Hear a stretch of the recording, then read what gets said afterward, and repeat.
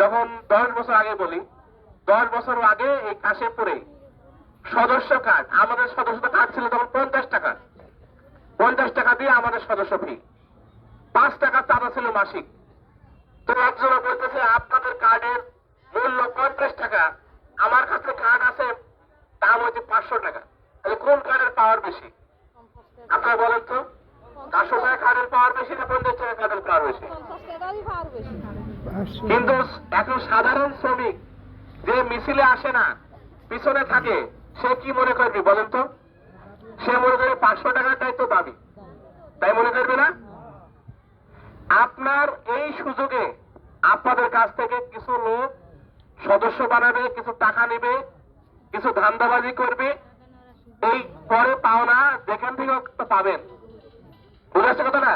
তা আমি বলছি যে না, এই ফাঁদে আপনারা পা দিবেন না। আপনারা 2 মাস ধৈর্য করছেন, তাই না? 2.5 মাসে আপনারা অনেক কিছু শিখছেন। আপনাদের যেদিন স্লোগান দিলেন, দেখবেন যে সেদিন আপনাদের হতাশা দূর হয়। আমি যখন আমার উপরে, রুহুল ভাইয়ের উপরে আমাদের পুলিশে নিয়েছে, কিন্তু বহুবার এটা জয়নাল ভাইকে, আমাদের জয়নাল ভাইকে দেখতেছেন, এই জয়নাল ভাই নিখোঁজ হাইকোর্টের গেটে আমি জয়নাল ভাইয়ের সাক্ষাৎ করে মাত্র আমি চলে আসছি, 10 মিনিট পরে শুনি জয়নাল ভাইকে পুলিশে ধরে নিয়ে গেছে বিকাল বেলায়। পরে জয়নাল ভাই নাই 3-4 দিন পরে জয়নাল ভাইকে আমরা ডিবি কার্যালয়ে পালাম।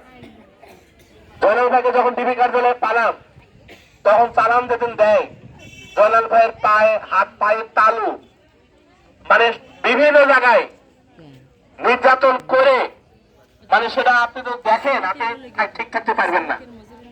পরে জামিন করে বের করে নিয়ে এসে তাকে আমরা হাসপাতালে ভর্তি করালাম। জয়নাল ভাই কি আন্দোলন থেকে সরে গেছে? সরকার, পুলিশরা মনে করে যে নির্যাতন করে, ভয় দেখায় আন্দোলন দমায় দিব।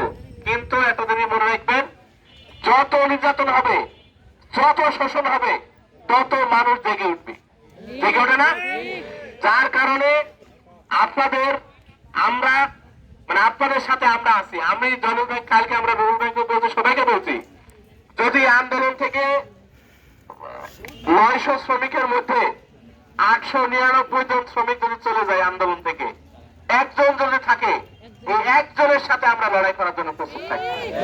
আমরা কালকে সিদ্ধান্ত নিয়েছিলাম অলরেডি, আমরা কালকে সিদ্ধান্ত নিয়েছিলাম যে আমরা এখন আপনাদের আন্দোলনে আমাদের কোন জমায়েত করছি, আমরা 1-2 জন আসছি, কিন্তু আমাদের কর্মী জমায়েত কিন্তু আপনাদের আন্দোলনে এখনো আসে নাই। এইখানে যখন লোক কমে যাবে, তখন কি আমাদের আশেপাশে ফ্যাক্টরিতে লোক নাই? আমাদের ডিবিএল এর লোক নাই? আমাদের ওই চৈতিতে লোক নাই? এই চৈতি না, কি এটা, না আমাদের ওই যে মিতালি, আমাদের মিতালিতে লোক নাই? আমি এখানে আসার আগে যে মেগা সোয়েটারে কিন্তু আমাদের লোকজন আছে, আমি মিটিং করে রাখলাম এখানে আসার আগে।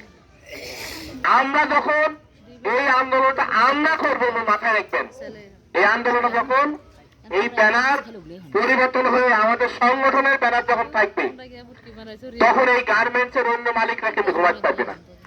এটা অন্য মালিকরা জানে। আমাদের সংগঠন যারা করে, তারা প্রত্যেকেই কিন্তু কোন জেল খাটছে, প্রত্যেকের 2-1টা মামলা আছে। এই মামলা, জেল দিয়ে আমাদের কোন কর্মীকে পিছু আনাতে পারবে না।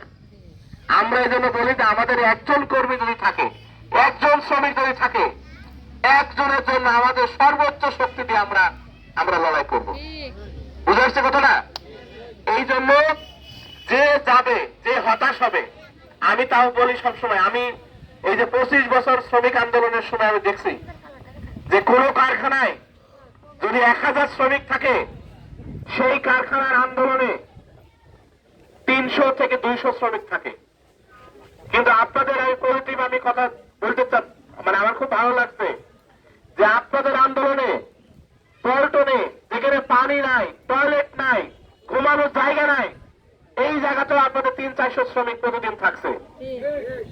আমাদের পার্টির সভাপতি সাহেব তার রুমেও গিয়ে শ্রমিকরা থাকছে। এত কষ্ট করে থেকে আন্দোলন করছে, শ্রমিক কিন্তু কমে নাই, কমছে। তার মানে শ্রমিকদের আন্দোলন করার যে স্পিডটা আছে, সেই স্পিডটা আপনাদের বিজয়ের দিকে নিয়ে আসছে।